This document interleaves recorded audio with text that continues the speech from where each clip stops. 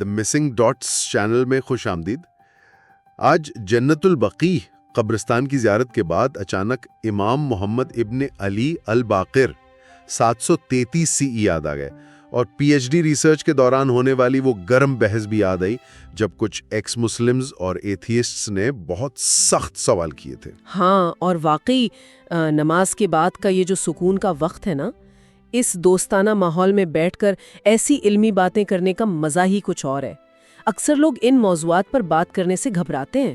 بالکل، لوگ فوراً جذباتی ہو جاتے ہیں۔ صحیح کہا آپ نے، لیکن دیکھیں، تحقیق کا تقاضا یہی ہے کہ ہم ہر پہلو کو سمجھیں۔ ظاہر ہے، اور آج کی اس گفتگو کا مقصد کسی خاص فرقے کی حمایت یا مخالفت کرنا بالکل نہیں ہے، بلکہ ہم ان سخت سوالات کا ایک بہت ہی غیر جانبدارانہ اور علمی جائزہ لیں گے جنہیں عام طور پر ٹیبو سمجھا جاتا ہے۔ ٹیبو سوالات۔ ہاں، یعنی یہ وہ سوالات ہیں جو ایتھیسٹس، ایکس مسلمز اور مختلف مکتبہ فکر کے لوگوں نے امام الباقر کی شخصیت، ان کی سیاست اور ان کے علم پر اٹھائے ہیں۔ بالکل، اور تحقیق کی روشنی میں یہ واضح کرنا ضروری ہے کہ اس جائزے میں ہم بغیر کسی طرفداری کے صرف تاریخی حقائق اور پرائمری سورسز پر بات کریں گے۔ صحیح۔ ہم دیکھیں گے کہ کلاسیکل اور ماڈرن اسکالرز ان تنقیدی سوالات کا آخر کیا جواب دیتے ہیں، کیونکہ جب تاریخ کو جذبات کے بجائے عقل اور دلائل پر پرکھا جاتا ہے نا، تو ایسی حقیقتیں سامنے آتی ہیں جو عام کتابوں یا مجلسوں میں سننے کو نہیں ملتی۔ واقعی، اور ہمارا مقصد انہی حقائق کی تہ تک جانا ہے۔ تو چلیے سب سے پہلے اس تاریخی پس منظر کو سمجھتے ہیں جس میں امام الباقر نے اپنی زندگی گزاری۔ امیہ دور کی بات کر رہے ہیں آپ؟ ہاں، امیہ دور کتنا سخت تھا، خصوصاً کربلا کے واقعے کے بعد۔ اہل بیت پر پابندیاں تھیں، ہر قدم پر نگرانی تھی۔ حالات انتہائی کشیدہ تھے اس وقت۔ بالکل۔ اب یہاں ایکس مسلمز، سیکولر ہسٹورینز اور حتیٰ کہ زائدی مکتبہ فکر کے حضرات ایک بہت سخت سوال اٹھاتے ہیں۔ اچھا، کیا سوال ہے وہ؟ سوال یہ ہے کہ امام الباقر نے امید ظلم کے خلاف تلوار کیوں نہیں اٹھائی، انہوں نے بغاوت کیوں نہیں کی؟ اس سوال کو میں ایک مثال سے سمجھانے کی کوشش کرتا ہوں۔ جی بتائیے۔ فرض کریں ایک مالی یعنی گارڈنر ہے، جب باہر بہت سخت طوفان آیا ہو تو وہ بیج کو زمین کے اندر چھپا دیتا ہے تاکہ موسم ٹھیک ہونے پر وہ پھول بن سکیں۔ ہاں، تاکہ وہ محفوظ رہیں۔ صحیح، بجائے اس کے کہ وہ طوفان سے لڑنے چلا جائے اور اس کوشش میں وہ قیمتی بیج ہی ضائع ہو جائیں۔ تو اعتراض کرنے والے پوچھتے ہیں کہ کیا امام باقر کی خاموشی ظالموں کا ساتھ دینا تھا، یا اس مالی کی طرح ان کی کوئی حکمت عملی کی؟ یہ بہت ہی بنیادی سوال ہے، اور آپ کی مالی والی مثال اس تاریخی پس منظر پہ بالکل ٹھیک بیٹھتی ہے۔ لیکن اس بات کو سمجھنے کے لیے ہمیں زیدی مکتبہ فکر کے اعتراض کو تھوڑا کھولنا ہوگا، یعنی ان کا پوائنٹ آف ویو سمجھنا ہوگا۔ بالکل۔ زیدی حضرات جو امام الباقر کے بھائی زید ابن علی کو مانتے تھے، ان کا اصول یہ تھا کہ امام وہی ہو سکتا ہے جو ظلم کے خلاف تلوار اٹھائے۔ اچھا، تو ان کے نزدیک خاموش رہنا سیاست سے کنارہ کشی یا بزدلی تھی۔ ہاں، اور سیکولر کرٹکس بھی اسے پولیٹیکل کوائٹزم کہتے ہیں۔ لیکن جب ہم کلاسیکل سورسز جیسے المفید کی تحریروں کا مطالعہ کرتے ہیں تو وہ اس خاموشی کو تقیہ کا نام دیتے ہیں۔ تقیہ؟ لیکن تقیہ کو تو لوگ عام طور پر ڈر یا خوف سمجھتے ہیں۔ یہی تو غلط فہمی ہے۔ یہاں تقیہ کا مطلب محض ڈر، خوف یا جھوٹ بولنا نہیں تھا۔ یہ دراصل ایک منظم انٹلیکچول جہاد یعنی علمی جد و جہد تھی۔ انٹلیکچول جہاد، یہ ٹرم بہت دلچسپ ہے، لیکن عام ذہن میں سوال آتا ہے کہ جب آپ کے سامنے ظلم ہو رہا ہو تو صرف کتابیں لکھنا یا درس دینا کافی کیسے ہو سکتا ہے؟ کیا یہ حقیقت سے آنکھ چرانا نہیں تھا؟ دیکھیں، اگر ہم حالات کی سنگینی کو سمجھیں تو یہ حقیقت سے آنکھ چرانا نہیں تھا، بلکہ حقیقت کا سامنا کرنا تھا۔ کربلا کے بعد اہل بیت کا وجود ویسے ہی شدید خطرے میں تھا۔ ہاں، وہ تو تاریخ بتاتی ہے۔ ہشام ابن عبد الملک کا دور ایک ایسا وقت تھا جہاں مدینہ میں چھوٹی سے چھوٹی سرگرمی پر بھی امیاد جاسوس نظر رکھتے تھے۔ مطلب ایک طرح سے پورا سرویلنس اسٹیٹ تھا۔ بالکل۔ اگر امام باقر اس وقت ہتھیار اٹھا لیتے، جیسا کہ بعد میں ان کے بھائی زید نے کوفہ میں کیا اور ان کی شہادت ہوئی، تو اہل بیت کا بچا کچا علمی سرمایہ، ان کی فقہ اور ان کی تفسیر ہمیشہ کے لیے ختم ہو جاتی۔ اچھا، تو تقیہ کا اصل مقصد اس علمی ورثے کو بچانا تھا؟ ہاں، اس حکمت عملی کی بنیاد قرآن کی سورہ النحل کی آیت 106 میں موجود ہے، جہاں مجبوری کی حالت میں خاموشی اختیار کرنے کی اجازت دی گئی ہے۔ انہوں نے سمجھ لیا تھا کہ حکومت سے لڑنا اس وقت کا مسئلہ نہیں، بلکہ لوگوں کی ذہنی اور علمی تربیت کرنا اصل انقلاب ہے۔ ایگزیکٹلی، اصل انقلاب ذہن کی تربیت ہے۔ یہاں ذہن میں یہ بات آتی ہے کہ انہوں نے واقعی طوفان میں بیج بچا لیے، لیکن چلیے اس نقطے کو آگے بڑھاتے ہیں۔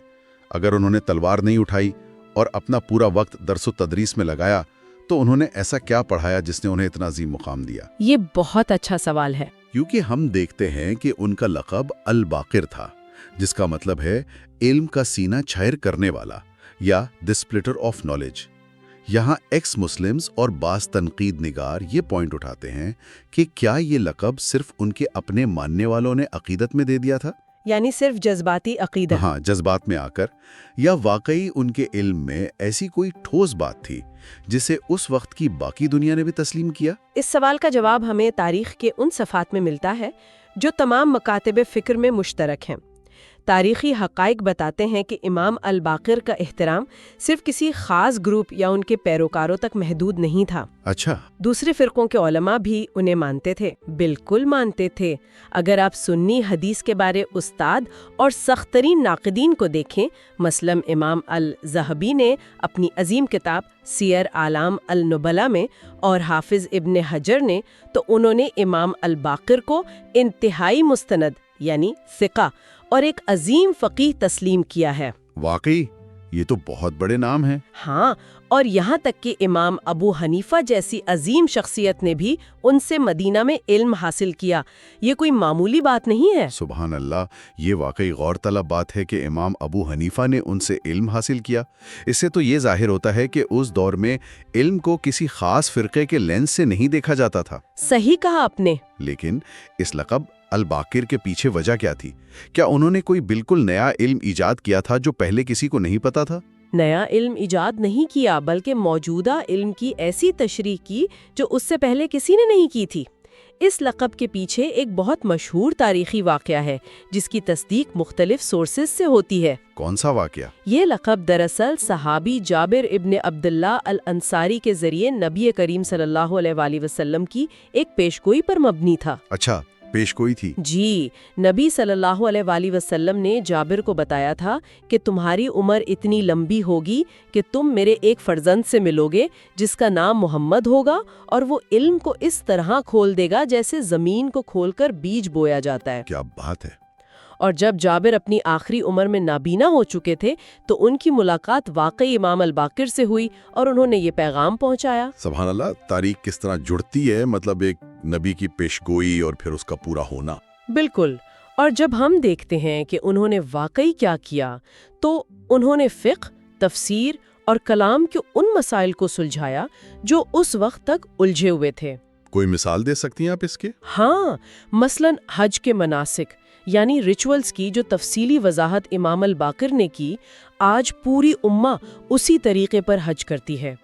انہوں نے علوم کے دروازے سب کے لیے کھول دیے۔ زبردست۔ لیکن دیکھیں، جب کسی شخصیت کا علم اور اثر و رسوخ اس قدر بڑھ جائے تو تاریخ میں اکثر ایسا ہوتا ہے کہ لوگ اس کے نام پر خرافات اور عجیب و غریب کہانیاں گھڑنا شروع کر دیتے ہیں۔ ہاں، یہ تو انسانی تاریخ کا المیہ رہا ہے۔ اور یہاں وہ حصہ آتا ہے جس پر سب سے زیادہ بحث ہوتی ہے۔ آج کے دور میں ایتھیس، ایکس مسلمز اور سلفی مکتبہ فکر کی طرف سے سب سے سخت الزامات اسی حصے سے آتے ہیں۔ آپ مصحف فاطمہ والے الزام کی بات کریں؟ کہا جاتا ہے، یا یہ کہ ان کے اور ان کے خاندان کے بارے میں خدا جیسا کوئی سپر ہیومن تصور رکھا جاتا تھا۔ یہ اعتراضات بہت عام ہیں۔ تو اگر ہم بالکل اکیڈمک اور آبجیکٹو طریقے سے سوچیں تو اس اعتراض میں کتنا وزن ہے؟ کیا واقعی ان کے پاس کوئی اور قرآن تھا؟ یہ بہت ہی اہم مدعا ہے اور اسے بالکل غیر جانبداری سے کلیئر کرنا ضروری ہے۔ اگر ہم ڈائریکٹ کلاسیکل سورسز کی طرف جائیں، جیسے الکلینی کی کتاب الکافی، جس پر اکثر کرٹکس حوالہ دیتے ہیں۔ ہاں، الکافی کا حوالہ بہت دیا جاتا ہے۔ تو وہاں سے حقیقت بالکل مختلف ملتی ہے۔ تحقیق واضح کرتی ہے کہ مصحف فاطمہ کا مطلب کوئی نیا یا الگ قرآن بالکل نہیں تھا۔ اس کتاب میں قرآن کا ایک حرف یعنی سنگل ورس بھی شامل نہیں تھا۔ ایک سیکنڈ رکیے، اگر اس میں قرآن کا ایک حرف بھی نہیں تھا تو ایکس مسلمز اور کرٹکس اسے دوسرا قرآن کیوں کہتے ہیں؟ اور اگر یہ قرآن نہیں تھا تو اس کتاب کا نام مصحف کیوں رکھا گیا؟ یہ ایک بہت ہی شاندار سوال ہے اور اس کا تعلق ارلی عربک لینگویج سے ہے۔ اس دور میں لفظ مصحف کا مطلب صرف باؤنڈ بک یا صفحات کا مجموعہ ہوتا تھا۔ اچھا، یعنی فزیکل بک کو مصحف کہتے تھے۔ ایگزیکٹلی، یہ لفظ اس وقت صرف قرآن کے لیے مخصوص نہیں ہوا تھا۔ مصحف فاطمہ دراصل آئندہ آنے والے واقعات کی پیشگوئیاں اور نبی صلی اللہ علیہ وآلہ وسلم کے وصال کے صدمے کے بعد حضرت فاطمہ کی تسلی کے لیے بیان کی گئی باتیں تھیں۔ اچھا، مطلب تسلی اور فیوچر کی باتیں۔ ہاں، اس میں شریعت کا کوئی نیا قانون یا لیجسلیٹو ریولیشن نہیں تھی۔ اور سب سے بڑی دلیل یہ ہے کہ امام الباقر نے خود واضح طور پر موجودہ قرآن کی حفاظت کی بار بار تصدیق کی، یعنی انہوں نے خود اس قرآن کو فائنل مانا۔ آئی ہے وہ جھوٹا ہے۔ تو یہ الزام کہ ان کے پاس کوئی آلٹرنیٹو قرآن تھا تاریخی اور علمی طور پر بالکل بے بنیاد ہے۔ اچھا، اس وضاحت سے لفظ مصحف والی الجھن تو دور ہو گئی، لیکن ان عقائد کا کیا جو آج بھی ان کے نام سے جڑے ہوئے ہیں؟ آپ کن عقائد کی بات کر رہے ہیں؟ اکثر یہ تنقید آتی ہے کہ انہیں سپر ہیومن یا خدا کا درجہ دے دیا گیا۔ جب لوگ ان عقائد کو دیکھتے ہیں تو وہ اس پورے نظام کو ہی نان ریشنل کہہ کر مسترد کر دیتے ہیں۔ ان عجیب عقائد کا آغاز کہاں سے ہوا؟ اس چیز کو سمجھنے کے لیے ہمیں ہسٹری کے ایک کانسیپٹ کو دیکھنا ہوگا جسے ماڈرن ٹرمز میں برانڈ ہائی جیکنگ کہا جاتا ہے۔ برانڈ ہائی جیکنگ تاریخ میں؟ ہاں بالکل۔ جب کوئی شخصیت بہت مقبول اور عظیم بن جاتی ہے تو سوسائٹی میں کچھ ایسے مفاد پرست لوگ پیدا ہو جاتے ہیں جو اس شخصیت کا نام استعمال کر کے اپنا مقصد نکالتے ہیں۔ اچھا، یعنی اپنا ایجنڈا چلانے کے لیے۔ بالکل۔ اس دور میں کچھ انتہا پسند گروپس بن گئے تھے جنہیں تاریخ میں غلات یعنی ایکسٹریمسٹ کہا جاتا ہے۔ ان میں المغیرہ ابن سعید جیسا شخص شامل تھا۔ ان لوگوں نے کیا کیا؟ یہ لوگ عوام میں جھوٹی احادیث پھیلاتے تھے اور امام الباقر کو خدا یا سپر مین کا مقام دیتے تھے تاکہ لوگ ان کی اپنی دکان چمکتے دیکھیں اور انہیں امام کا قریبی سمجھیں۔ تو اگر یہ لوگ ان کے نام پر اتنا بڑا دھوکہ کر رہے تھے تو امام الباقر کا ان کے خلاف اپنا رد عمل کیا تھا؟ کیا انہوں نے خاموشی اختیار کی یا اسے روکا؟ انہوں نے انتہائی سخت مذمت کی۔ امام الباقر نے بالکل واضح الفاظ میں اس غلو یعنی ایکسٹریمزم کو رد کیا۔ انہوں نے المغیرہ ابن سعید اور اس جیسے دوسرے جھوٹوں پر لعنت بھیجی۔ واقعی انہوں نے پبلکلی رد کیا؟ جی ہاں، انہوں نے اپنی مجلسوں میں لوگوں کو بار بار یاد دلایا کہ ہم صرف اللہ کے بندے ہیں، ہماری نہ کوئی خدائی حیثیت ہے، نہ ہمیں غیب کا وہ علم ہے جو صرف اللہ کے پاس ہے۔ یہ تو بہت واضح سٹیٹمنٹ ہے۔ اور سنیے، انہوں نے اپنے شاگردوں کو ایک بہت بنیادی اصول دے دیا۔ انہوں نے کہا کہ میری طرف سے جو بھی بات تم تک پہنچے اسے قرآن پر پیش کرو۔ اگر میچ کرے تو ٹھیک۔ ہاں، اگر وہ قرآن کے مطابق ہو تو اسے قبول کر لو، اور اگر وہ قرآن کے خلاف ہو تو اسے دیوار پر مار دو۔ اس سے زیادہ واضح عقلی اور علمی رد اور کیا ہو سکتا ہے؟ امام خود اس برانڈ ہائی جیکنگ کے سب سے بڑے مخالف تھے۔ یہ واقعی آنکھیں کھول دینے والی معلومات ہیں۔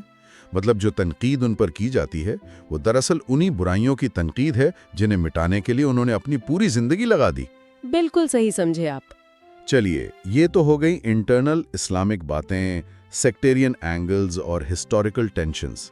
لیکن اگر ہم بالکل باہر سے ایک مکمل سیکولر، ہیومنسٹک یا ایتھیسٹ نظر سے اس پورے ورثے کو دیکھیں تو کیا نظر آتا ہے؟ یہ ایک بہت انٹرسٹنگ زاویہ ہے، کیونکہ آج کے سیکولر سائنسدان اور ایتھیسٹس اکثر یہ دلیل دیتے ہیں کہ مذہبی شخصیات کے ساتھ ہمیشہ معجزاتی کہانیاں، ڈوگماز اور ان سائنٹیفک باتیں جڑی ہوتی ہیں۔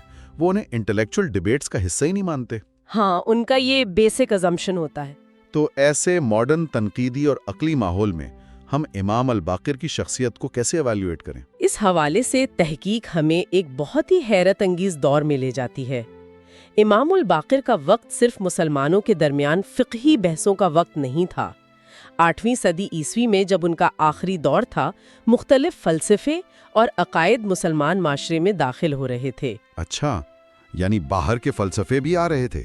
بالکل، مٹیریلسٹس جنہیں اس وقت دہریے یعنی ایتھیسٹ کہا جاتا تھا، ان کا آغاز ہو رہا تھا۔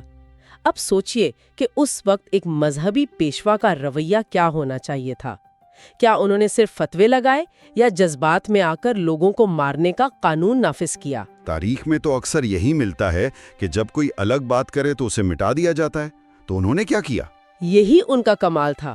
تاریخ ہمیں بتاتی ہے کہ انہوں نے ان دہریوں کے ساتھ خالص عقل یعنی پیور لاجک، کوزالٹی اور منطق سے بحث کی۔ لاجک سے بحث کی، یعنی صرف مذہبی دلائل نہیں دیے؟ نہیں، انہوں نے انہیں صرف قرآن کی آیتیں نہیں سنائیں، بلکہ کائنات کے نظام، انسانی جسم کی ساخت اور نیچر کے بیلنس کی مثالیں دے کر عقلانی دلائل قائم کیے۔ یہ تو بالکل ماڈرن اپروچ لگتی ہے۔ اور سب سے بڑی بات، ان کی تعلیمات میں کتاب العقل کے نام سے جو حصہ پایا جاتا ہے، وہ اس بات کا ٹھوس ثبوت ہے کہ ان کے نزدیک دین کی بنیاد اندھی تقلید پر نہیں بلکہ عقل پر قیام تھی۔ انہوں نے واضح کیا کہ خدا تک پہنچنے کے لیے عقل کا استعمال اتنا ہی ضروری ہے جتنا وحی کا۔ اس کا مطلب ہے کہ وہ اس وقت کے انٹلیکچوئل اور فلسافیکل ڈیبیٹس میں فرنٹ لائن پر کھڑے تھے، اور وہ بھی پیورلی لاجک کے ساتھ۔